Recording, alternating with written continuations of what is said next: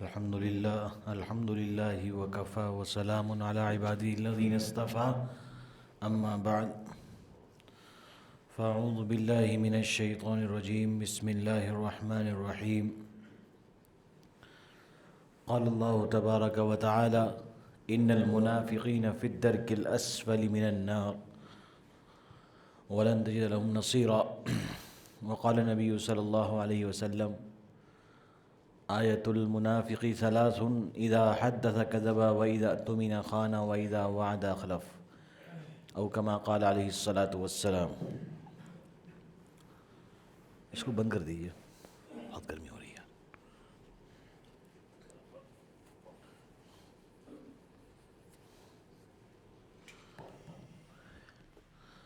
محترم بھائیو، بزرگوں اور دوستو، نوجوان ساتھیوں،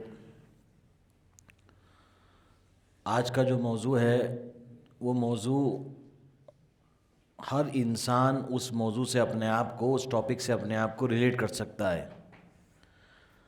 آج جب ہم اپنی نظر اٹھا کر دیکھتے ہیں معاشرے میں، اپنی زندگی میں، اپنے لائف سٹائل میں، اپنے ڈیلی ایکٹیویٹیز میں یا اپنی ڈیلی لائف میں، تو ہمیں ایک کامن چیز نظر آتی ہے، اور وہ نارمل چیز کیا ہے کہ ہم حالات کو دیکھ رہے ہیں اور سمجھ رہے ہیں کہ حالات بہت مشکل ہو رہے ہیں ہمارے لیے، اور حالات اتنے مشکل ہو رہے ہیں ہمارے لیے کہ ہم ان کا حل یا ان کو کیسے ٹیکل کر رہے ہیں، یہ آج کا موضوع ہے۔ انسان جب اپنی زندگی دیکھتا ہے تو کبھی وہ سوچتا ہے کہ میں کیا کم کما رہا ہوں، کبھی وہ جب اپنی زندگی دیکھتا ہے تو سوچتا ہے کہ کیا میں کچھ کم کر رہا ہوں، یعنی کہ میں کیا کچھ کم کما رہا ہوں، یا میری صحت کم ہے، یا میرے بیوی بچوں کے پاس یہ نہیں ہے، وہ نہیں ہے۔ مطلب انسان اپنی زندگی میں غور و فکر کرتا ہے، اور جب غور و فکر کرتا ہے تو غور و فکر کرنے کے بعد وہ یہ سوچتا ہے کہ میں کسی نہ کسی قسم کی آزمائش میں ہوں۔ انسان کا جو ایک سوچ ہے وہ یہ بن جاتی ہے کہ جو کچھ میرے ساتھ ہو رہا ہے، میرے حالات جو ہیں، یا ملک کے جو حالات ہیں، یا مسلم کے جو حالات ہیں، یا تمام معاشرے کے جو حالات ہیں، ان کو دیکھتے ہوئے انسان ایک نتیجے پر پہنچتا ہے کہ میں موجودہ حالات میں آزمائش میں ہوں۔ اب اس کو ہم قرآن سے سمجھتے ہیں کہ اگر ہم یہ سمجھتے ہیں کہ ہم ہر طرح سے آزمائش میں ہیں، مال کے اعتبار سے آزمائش میں، صحت کے اعتبار سے آزمائش میں، یا بچوں کے اعتبار سے آزمائش میں، آج سب سے ایک بڑا موضوع یہ بھی ہے کہ آپ نے اپنی زندگی جیسے تیسے گزار لی، آپ نے دین بھی کر لیا، نمازی بھی پڑھ لی، سب کچھ کر لیا، لیکن ایک سب سے بڑی جو ٹینشن دماغ میں ہے وہ یہ بھی ہے کہ کیا کل کو مجھے کوئی میرا نام بتانے والا، یا میرے کو صدقہ جاریہ کرنے والا، یا مجھے ایصال ثواب کرنے والا کوئی بچے گا نہیں بچے گا۔ یہ بھی ایک بہت بڑی اپنے آپ میں ٹینشن ہے کہ ہم اور آپ نے تو اپنی زندگی گزار لی، کوئی اگر آج کے وقت میں 35-40 کا ہو گیا تو یہ مان لیں گے کہ اس نے اپنی زندگی ایک سٹیبل پیریڈ میں داخل کر لی، لیکن جو بچہ آج 15 سال کا ہے، 18 سال کا ہے، 13 سال کا ہے، یا 10 سال کا ہے، اور جو اس کے ماں باپ ہیں 40 سال کے، 35 سال کے، وہ سوچتے ضرور ہوں گے کہ ہم نے اپنی زندگی تو گزار لی، دین پر رہ کر بھی، دین کی باتیں سن کر بھی، علماء سے تعلق بنا کر بھی، کیا یہ کام ہماری اولاد کر پائے گی؟ یہ بھی ایک بہت بڑی دماغ میں ٹینشن رہتی ہے۔ پھر زندگی کہ بھئی میرا بزنس، میرا کاروبار، میری جاب، میری روزی روٹی، میری کمائی، اس کا بھی ایک دل میں خوف رہتا ہے کہ میں اتنا کما رہا ہوں، میرے گھر کیسے چلے گا، اور مطلب جتنی چیزیں دیکھیں، جب انسان لسٹ بنانی شروع کرتا ہے تو یہ فیصلہ کر لیتا ہے اپنے بارے میں کہ میں یقیناً آزمائش میں ہوں۔ اب یہ یقیناً آزمائش ہے یا نہیں ہے، اور اگر آزمائش ہے تو ہمیں اسے کیسے ٹیکل کرنا ہے، اس کا جواب قرآن و حدیث سے میں آپ کو آج دیتا ہوں۔ سب سے پہلی بات، اللہ تعالیٰ نے قرآن کریم میں بارہا ارشاد فرمایا کہ وَلَنَبْلُوَنَّكُمْ، کہ میرا تو کام ہے اپنے بندوں کو ٹیسٹ کرنا، آزمانا۔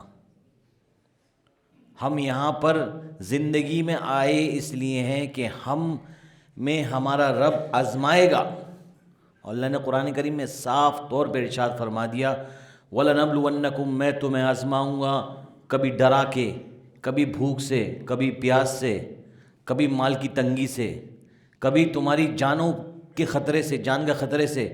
جان کا خطرہ صرف قتل کا خطرہ نہیں ہوتا کہ مان لو مجھے کوئی ٹینشن آ جائے، کوئی الجھن آ جائے، عزت نفس کا خطرہ ہو۔ اللہ نے فرمایا میں تو اپنے بندوں کو آزماؤں گا بشیء، چاہے وہ ہر چیز سے آزماؤں گا، خوف سے بھی آزماؤں گا، کھانے کی کمی سے بھی آزماؤں گا، مال کی تنگی سے بھی آزماؤں گا، صحت سے بھی آزماؤں گا۔ اللہ نے کہا دیا، کھلی بات کہہ دی اپنی ہر بندے سے کہ تم مجھے جو ہے اسی لیے آئے ہو۔ ہم کون ہیں؟ ہم سب لوگ اللہ کی کٹ پتلیاں ہیں۔ اللہ سبحانہ و تعالیٰ نے جو ہمارے لیے جب جس وقت جس لمحہ جو فیصلہ فرما دیا وہ ہو کے رہے گا۔ یہ ہے کوئی آدمی جو کہہ سکے نہیں میں اللہ کے فیصلے کو بدل سکتا ہوں؟ یقیناً کوئی آدمی نہیں ہے۔ جو اللہ کو مانتا ہی نہیں اس کی تو بات ہی الگ ہوئی، لیکن جتنے لوگ اللہ کو ماننے والے ہیں اور یقین رکھتے ہیں، اور اللہ کو ماننے کے لیے بہت ساری مثالیں کافی ہیں۔ یہ کائنات کو دیکھنا، ایک کائنات اپنے نظام پہ چل رہی ہے۔ اگر کوئی اتفاقیہ نظام ہوتا تو سورج ہر وقت اسی وقت نہ نکلتا نہ اسی وقت غروب ہوتا، کبھی لیٹ بھی تو ہو سکتا تھا۔ یعنی ہر چیز اگر آپ اپنے آس پاس دیکھیں، ترقیات کو دیکھیں، سب کچھ کو دیکھیں، تو ہر چیز انسان کے بس کی نہیں ہے۔ کوئی ہے جو ایک نظام کو چلا رہا ہے اور جو اس کائنات کے باہر ہے، جو اس وقت کے باہر ہے۔ بہرحال موضوع دوسرا ہو جائے گا پھر۔ تو اللہ سبحانہ و تعالیٰ ہے، اور اللہ نے خود فرما دیا کہ میں اپنے ہر بندے کو آزماؤں گا۔ تو یہ بات تو آپ کا جو سوال ہے اپنے بارے میں، کیا ہماری آزمائش ہے؟ جی ہاں، آپ کی آزمائش ہے، آپ کا امتحان ہے، آپ کا ٹیسٹ ہے۔ اب قرآن کریم میں اسی آیت کے بارے میں یہ فرمایا کہ وبشر الصابرین، جس نے آزمائش کے حال پر اللہ کے بتائے ہوئے طریقوں پر عمل کیا تو بس اس کے لیے خوشخبری ہے۔ اب خوشخبری ہمارے لیے کیا ہے کہ ہمارے اکاؤنٹ میں کروڑ روپے آ جائیں گے؟ نہیں، خوشخبری ہمارے لیے کیا ہے کہ اللہ تعالی ہمیں دنیاوی اعتبار سے بھی اور دینی اعتبار سے بھی وہ نوازے گا جسے ہمیں آئیڈیا بھی نہیں ہوگا۔ اب جنت ملے گی نہیں ملے گی اس کا تو فیصلہ موت کے بعد ہی ہوگا۔ جنت ہے نہیں ہے اس کا فیصلہ بھی موت کے بعد ہوگا۔ جہنم ہے نہیں ہے اس کا فیصلہ بھی موت کے بعد ہوگا۔ لیکن جب اتنی ساری چیزیں اللہ نے ہم تک واضح طور پر پہنچا دی تو عقل کا یہی تقاضا ہے، سمجھدار آدمی کا یہی تقاضا ہے کہ وہ جو کچھ اللہ نے قرآن میں کہا ہے وہ 100% کی 1000% سچ ہے۔ یہ بات ہمیں ماننی اور قبول کرنی پڑے گی۔ تو جب اللہ تعالیٰ نے ہمیں ایک ٹیسٹ میں ڈالا ہے، اب جب ٹیسٹ میں ڈالا ہے تو ٹیسٹ میں ڈالنے کے بعد ہم کیا کرتے ہیں؟ یہ بات بھی واضح ہوگی کہ ٹیسٹ ہے۔ اب جب انسانوں پر ٹیسٹ پڑتا ہے تو انسان 2 راستے اختیار کر لے، بلکہ کبھی کبھی 3 راستے اختیار کر لیتا ہے۔ کیا؟ کہ اسے اللہ کی ذات سے نا امیدی ہو جاتی ہے، اور دوسرا وہ اللہ کے فیصلے کے خلاف چلنے کی کوشش کر دیتا ہے۔ اللہ نے فرما رکھا ہے کہ اگر تم مثال کے طور پہ کوئی آدمی کاروبار کرتا ہے، کوئی آدمی اپنی جاب کرتا ہے، کوئی آدمی اپنا ٹھیکہ چلاتا ہے، کچھ بھی کرتا ہے، اس نے دیکھا کہ میں نے اس مہینے مثال کے طور پر 10 لاکھ روپے کمائے یا میں نے 10 لاکھ کا ٹرن اوور کیا، وہ یہ کوشش کر رہا ہے کہ میں 12 لاکھ کا کروں گا۔ وہ اپنے کاروبار میں زیادہ وقت دے رہا ہے، ہر چیز زیادہ کر رہا ہے، اپنا سب کچھ کر رہا ہے، لیکن اللہ نے 10 کا 12 کرنے کے لیے کچھ کنڈیشن لکھ رکھی ہیں۔ کیا؟ کہ اس کو صدقہ کرنا پڑے گا، اسے نمازیں پڑھنی پڑیں گی، اسے فرائض واجبات کا اہتمام کرنا پڑے گا، اسے حرام سے بچنا پڑے گا، اسے گالی گلوچ سے بچنا پڑے گا، اسے جھوٹ سے بچنا پڑے گا۔ اب آپ جو اللہ نے کام آپ کے لیے نصیب میں لکھ رکھے ہیں، جو آپ کے لیے رزق کو بڑھائیں، وہ سارے کام لکھ رکھے ہیں، آپ وہ کام کر نہیں رہے اور سارے کام کر رہے ہیں، تو آپ کو میں بتا رہا ہوں کہ آپ کا رزق 1 روپیہ نہیں 1 پیسہ نہیں بڑھے گا۔ اگر رزق بڑھانا ہے تو رزق بڑھانے کے سبب پر بھی غور کرنا پڑے گا۔ آپ 10 کا 12 ایسے نہیں کر لیں گے۔ اللہ تعالیٰ نے جو کرائٹیریا لکھا ہے وہ اس پر عمل کریں گے تبھی 10 کا 12 ہوگا، ورنہ آپ کتنی کوشش کر لیجئے کہ آپ 10 کا 12 کر لیں۔ آپ کی کیا کوئی آدمی کتنے ہی سمجھدار، آپ تو بڑے سے بڑے سمجھدار آدمی کو اپنے ساتھ جوڑ لیجیے گا، 10 کا 12 نہیں ہوگا جب تک کہ وہ کام نہیں کریں گے جو اللہ تعالیٰ نے فیصلہ فرما رکھا ہے۔ تو اگر آپ پہلی اپروچ یہ لیتے ہیں کہ نا امید کرتے ہیں، تو نا امیدی تو کیا ہے؟ انسان کو ایمان سے بھی ہاتھ دھلوا دیتی ہے، کیونکہ نا امیدی یقیناً کفر تک پہنچاتی ہے۔ نا امیدی مطلب ناشکری، اللہ کی نعمتوں کو بالکل توڑ مڑوڑ کر سمجھنا، اللہ کی نعمتوں کا بالکل مذاق اڑانا، اللہ کی نعمتوں کا بالکل وہ سمجھنا. تو یہ کیا ہے؟ نا امیدی ہے. نا امیدی کریں گے تو اس کا نتیجہ تو کیا ہے؟ اور برا ہوگا. نا امیدی کے بعد آج دیکھیے جوانوں کو ڈپریشن، بچوں کو ڈپریشن، سائیکولوجیکل ڈس آرڈر، عجیب عجیب بیماریاں بچوں کو ہو گئی ہیں، وہم کے شکار ہو گئے ہیں. اور جوان لوگ جن کی عمر ایسی ہے کہ وہ کچھ بھی کر سکتے ہیں، وہ محنت کر سکتے ہیں، لیکن آج وہ نا امیدی کی وجہ سے بہت ساری بیماریوں کا شکار ہو چکے ہیں. تو یہ کیا ہے؟ نا امیدی انسان کو کفر تک پہنچاتی ہے. نا امیدی انسان کی صحت بھی خراب کرتی ہے، جسم بھی خراب کرتی ہے، ہر چیز خراب کر دیتی ہے. یہ تو ہو گئی پہلی بات. اور دوسرا راستہ یہ ہے کہ جو اسباب اختیار کرنے چاہیے تھے وہ اسباب انسان نے اختیار نہیں کیے، اور سارے راستے اختیار کر لیے. اسی راستے میں ایک راستہ یہ بھی ہے کہ منافقت کا راستہ اختیار کر لیا کہ اللہ نے کہا ہے دین پر چلو، اس نے نمازیں چھوڑ دی. اللہ نے کہا ہے رزق حلال پر فوکس کرو، اس نے رزق حلال کا راستہ چھوڑ دیا. اللہ نے کہا ہے کہ تم منافق مت بنو. منافق آج یہی سمجھتے ہیں کہ لوگ نماز کا حکم ہے، نماز کا وقت ہو رہا ہے، نمازوں کو قضا کرنا بلا وجہ، یہ منافقت کی علامت ہے. منافق کی علامت کیا ہے؟ کہ آیت المنافق ثلاث، کی منافق کی 3 علامتیں ہیں. جب بھی وہ بولے اس کی زبان سے جھوٹ مکاری نکلے. وَإِذَا اؤْتُمِنَ خَانَ، اور جب کسی انسان نے اس پر بھروسہ کیا کہ میں اپنا مال دے کر، اپنا وقت دے کر، اپنا وہ دے کر، تو اس نے خیانت کری اس میں. اور جب اس نے کوئی وعدہ کیا، وَإِذَا وَعَدَ أَخْلَفَ، کہ اس نے جو بھی وعدہ کیا اس کی خلاف ورزی کی. تو یہ منافق کی علامتیں ہیں. تو اگر ہم پہلی اپروچ کیا ہے کہ ہم نا امید ہو جائیں، اس کا میں نے آپ کو جواب بتا دیا. دوسری اپروچ کیا ہے کہ آپ نے منافقت کا راستہ چن لیا کہ اللہ نے فرمایا نماز پڑھو، آپ نے نماز کو سائڈ میں کر دیا. اللہ نے فرمایا کہ تم صدقات کرو، آپ نے اسے بالکل سائڈ کر دیا. اللہ نے فرمایا کہ لوگوں کے ساتھ، اپنے رشتہ داروں کے ساتھ اچھی طرح سے پیش آؤ، تمہارا رزق کو بڑھا دیا جائے گا. آپ نے رشتہ داروں کو سائڈ میں اٹھا کے رکھ دیا. دنیا میں لوگ، آج کا نیا فیشن کیا ہے کہ ہندوستان میں بیٹھا ہوا آدمی امریکہ کے آدمی کی مدد کر رہا ہے، لیکن سگے بھائی کی، سگے رشتہ داروں کی مال کھا کے ڈکار کے وہی مال صدقہ کر رہا ہے. تو اس کا کیا صدقہ قبول ہو جائے گا؟ آپ خود سوچ لیجئے. سگے بھائی کا مال مار لیا اور صدقہ خیرات کر دی. بھائی کیا بات ہے، کتنی بڑھیا نیکی. آپ کو لگتا ہے آپ کو ثواب مل جائے گا اس کا؟ یہ تو اللہ ہی اور اللہ ہی کا فیصلہ ہوگا، اور اللہ ہی کے دربار میں اس کا فیصلہ ہوگا. آدمی ڈھونڈنا ہے کہ میں کس کے ساتھ سلوک کروں، کس کے ساتھ حسن سلوک کروں. دوستوں کے ساتھ زبان سے مٹھاس پہ مٹھاس برس رہی ہے، اپنے باپ کو گالی بک رہے ہیں، اپنے ماں کے ساتھ بدتمیزی کر رہے ہیں، بے احترامی کر رہے ہیں. گھر میں بہن موجود، بھائی موجود، جن کے ساتھ حسن سلوک کرنے کا ثواب اتنا بڑا کہ آپ یقیناً اور لوگوں کے ساتھ بھی حسن سلوک کرنا چاہیے. لیکن جب گھر میں موجود ہے نعمت، بھائی موجود، بہن موجود، ایک بھائی اگر مثال کے طور پر کمزور ہے، اس کی مدد کر دی آپ نے، تو اس سے بڑا صدقہ کوئی نہیں ہے. لیکن کیا ہے کہ دنیا بھر میں صدقہ ہو رہا ہے. کیوں؟ کیونکہ نام چاہیے. منافقت کی علامت ہے ہمارے اندر کہ ہمیں اپنا نام چاہیے. لوگ ہمارے کہیں کہ فلاں صاحب نے ہمارے ہاں یہ کام کرایا، فلاں صاحب نے ہمارے ہاں پانی کا کنواں کھدوا دیا، بورنگ کروا دیا، فلاں صاحب نے مسجد بنوا دی، فلاں صاحب نے یہ کر دیا، فلاں صاحب نے یہ کر دیا. کیا رہ گیا کہ آپ کو دنیا کی شہرت چاہیے. جب دنیا میں شہرت مل گئی تو آخرت میں کچھ ملے گا نہیں اس کے بدلے. اب مقصد کیا ہے کہ دنیا میں شہرت چاہیے یا آخرت میں نعمت چاہیے؟ یہ آپ کو خود ہی فیصلہ کرنا ہے. تو گھر میں موجود ہیں، رشتہ دار موجود ہیں، ان کے ساتھ حسن سلوک کر کے آپ اپنا رزق بڑھا سکتے ہیں، لیکن آپ نہیں کرتے. کیونکہ بھائی اس غلطی تو اس کی ہے، غلطی تو اس کی ہے، معافی اسے مانگنی چاہیے. میں کیوں مانگوں معافی؟ تو میں آپ کو ایک حدیث سنا دیتا ہوں کہ نبی صلی اللہ علیہ وسلم نے فرمایا اگر کوئی شخص ایسا ہو کہ اس کا غصہ، اس کا ناراض ہونا جائز ہو کسی موقع پر، لیکن وہ پھر بھی برداشت سے کام لے اور معافی اور درگزر کے راستے سے کام لے، تو سمجھ لیجئے گا کہ اللہ تعالیٰ اسے جنت کے بیچوں بیچ ایک بہترین محل بنا کے دیں گے. کتنی بڑی بات ہے. کس کے لیے؟ جو شخص صحیح ہو، جس کا غصہ بھی صحیح ہو، جس کا سب کچھ صحیح ہو، وہ پھر بھی برداشت کر جائے. یہ تو آج کل تو لوگ بلا وجہ غصہ کر رہے ہیں. آج کل تو لوگ غلط ہونے کے باوجود بھی غصہ کر رہے ہیں. آج کل تو لوگ مال مار کے بھی غصہ کر رہے ہیں کہ نہیں میرا تھا، یہ 1 میٹر میرا زیادہ تھا، 1 میٹر تیرا کم تھا.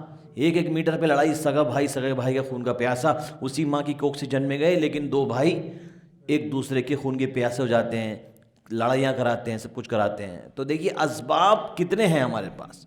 لیکن ہم نے راستہ چنا کون سا؟ منافقت والا راستہ، اور پھر ہماری زندگی میں ہمیں شکوے ہی شکوے۔ آزمائش تو ہماری ہوگی، آزمائش سے بچنے کا جو راستہ اللہ نے ہمیں بتایا ہے ہم وہ راستہ نہیں چنتے بلکہ منافقت کا راستہ چنتے ہیں، تو پھر آپ امید کرتے ہیں کہ اس طرح سے آپ کا معاملہ ہو جائے گا، تو وہی بڑی عجیب بات ہے۔ قرآن کی ایک اور آیت کہ ان المنافقین، وہ لوگ جو منافقت اختیار کرتے ہیں ان کا حشر کہاں ہوگا؟ فی الدرک الاسفل من النار، کی جہنم کے سب سے نچلے حصے میں ان کا حشر ہوگا۔ اور جہنم کے سب سے نچلے حصے میں جب ان کا حشر ہوگا وہ یہ لوگ ہوں گے جو اللہ کی بتائی ہوئی شریعت پر، یعنی کہ وہ صرف نام کے مسلمان ہوں گے۔ منافق کی سب سے بڑی علامت یہ ہے کہ صرف مسلمان کا محمد فلانا ہونا، لیکن محمد کی ساری تعلیم سے دور، قرآن کی ساری تعلیم سے دور، وہ بھی انسان منافق ہے۔ آپ کسی سے بھی پوچھ لیجئے گا کہ جو انسان اسلام کو قبول کرا ہوا ہے اور اسلام کی تعلیمات سے بہت دور ہے، وہ بھی بہت بڑا منافق ہے، کیونکہ اللہ تعالیٰ کو منافقت پسند ہی نہیں ہے۔ اللہ تعالیٰ کہتے ہیں کہ تمہیں میں نے ایک انسان بنا دیا، تمہیں میں نے قانون بھیج دیا، اپنے نبی کے ذریعے تمہارے پاس سارے قانون بھیج دیا، قرآن میرا قانون ہے، قرآن زندگی جینے کا نظام سکھاتا ہے، سب کچھ سکھا دیا، لیکن اگر تمہارا عمل اس کے خلاف ہے، تمہارا عمل اس کے اپوزٹ ہے، تو تم بھی منافق ہو۔ قرآن کہہ رہا ہے یہ بات۔ اب ہم منافقت کریں اور ساتھ میں یہ بھی سن لیں کہ منافقین کا جو حشر ہوگا وہ کہاں ہوگا؟ جہنم کے سب سے نچلے حصے میں ہوگا۔ جہنم کی سب سے اونچلے حصے کا تو عذاب کوئی جھیل نہیں سکتا، جل کے راکھ ہو جائے گا، لیکن سب سے نچلے حصے کا کیا حال ہوگا؟ تو میرے بھائی اور دوستو، باتیں سننے میں ہمیں بڑی زبردست لگتی ہیں، لیکن ہم کیا ہے؟ عمل نہیں کر پاتے۔ اور ایک مثال یہ بھی ہے منافقت کی کہ دوست کے ساتھ بیٹھے ہیں اور دوستوں کی خوشی کے چکر میں نمازوں کو چھوڑ دیا، یار دوست برا مان جائے گا، اس کے ساتھ بیٹھا ہوں بہت دنوں کے بعد، نماز کا وقت گزر رہا ہے، نماز چھوڑ دی۔ ایسا دوست جو آپ کو دین سے دور کرے، اس دوست سے دوستی توڑ دینی چاہیے۔ ایسا دوست جو آپ کو دین کی یاد دلائے، اس کا ساتھ کبھی نہیں چھوڑنا چاہیے۔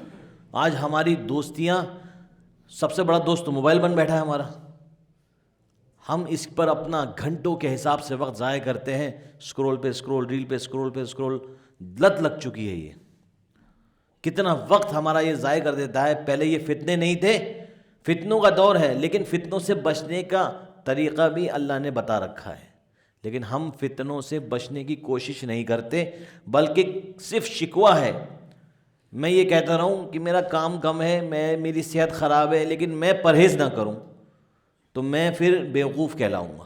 میں یہ کہتا رہا ہوں کہ میری زندگی میں رزق کم ہے، لیکن میں محنت نہ کروں تو پھر میں کیا کہلاؤں گا؟ بیوقوف کہلاؤں گا۔ جو اسباب اللہ نے بتا دیے، سب کچھ سمجھا دیا، لیکن اگر ہم اس پر عمل نہیں کرتے تو پھر ہم بیوقوف کہلائیں گے۔ عبداللہ ابن ابی ایک منافق تھا جس نے نبی صلی اللہ علیہ وسلم کے سامنے آتا تو بڑی تعریفیں کرتا، جب پیچھے جاتا تو بڑی برائیاں کرتا، اور اس طرح کے اور بھی منافق تھے۔ اللہ تعالیٰ نے ان منافق کو اس وقت میں چن کے نشاندہی فرمائی، اور ان کا انجام اتنا برا ہوا کہ ان کا انجام دنیا میں بھی برا ہوا اور آخرت میں تو ہوا ہی ان کا انجام برا۔ تو جو منافقت کرتا ہے اس کا انجام دنیا کے اعتبار سے ہو یا دین کے اعتبار سے ہو یا آخرت کے اعتبار سے ہو، وہ بہت ہی زیادہ برا ہونا ہے۔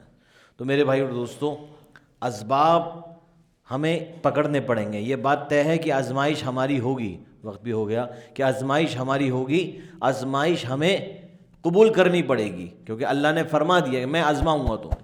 لیکن آزمائش کو ہینڈل کرنے کے دو راستے ہیں۔